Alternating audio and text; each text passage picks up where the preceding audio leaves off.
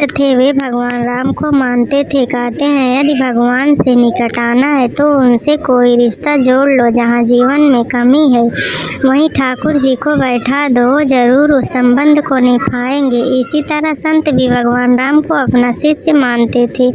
शिष्य पुत्र के समान होता है, इसलिए माता सीता को पुत्र वधू के रूप में देखते थे। उनका नियम था रोज मंदिर जाते और अपनी पहनी माला भगवान को पहनाते थे।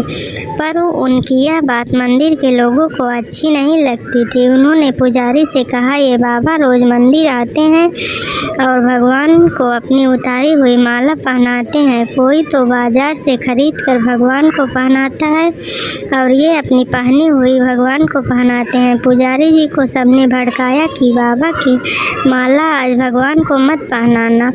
अब जैसे ही बाबा मंदिर आए और पुजारी जी को माला उतार कर दी तो आज पुजारी जी ने माला भगवान को पहनाने से इनकार कर दिया और कहा, यदि आपको माला पहनानी है तो बाजार से नाई माला लेकर आए।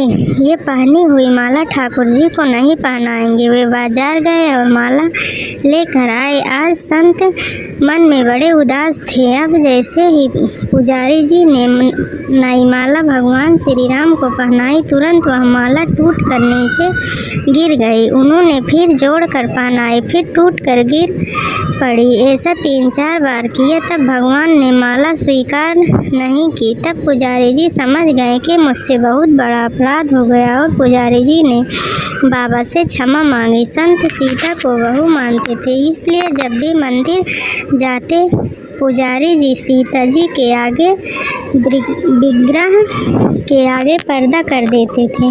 भाव ये होता था कि बहू ससुर के सामने सीधे कैसे आए और बाबा केवल राम जी का ही दर्शन करते थे। जब भी बाबा मंदिर आते तो बाहर से ही आवाज़ लगाते, पुजारी जी हम आ गए, और पुजारी जी झट से सीता जी के आगे पर्दा कर देते। एक दिन बाबा ने बाहर से आवाज़ लगाई, पुजारी जी हम आ गए। उस समय पुजारी जी किसी दूसरे काम में लगे हुए थे, उन्होंने सुना नहीं। तब सीता जी ने तुरंत अपने विग्रह से बाहर आए और आगे पर्दा कर दिया। जब बाबा मंदिर में आए और पुजारी ने उन्हें देखा तो बड़ा आश्चर्य हुआ और सीता जी विग्रह के सामने पर्दा लगा है। पुजारी बोले, बाबा आज तो आपने आवाज़ लगाई ही नहीं। बाबा बोले, पुजारी जी मैं रोज़ की तरह आवाज़ लगाने के बाद ही मंदिर में आया। तब बाबा जी समझ गए कि सीता जी ने स्वयं आसन छोड़कर आई हैं और उन्हें मेरे लिए इतना कष्ट उठाना पड़ा। आज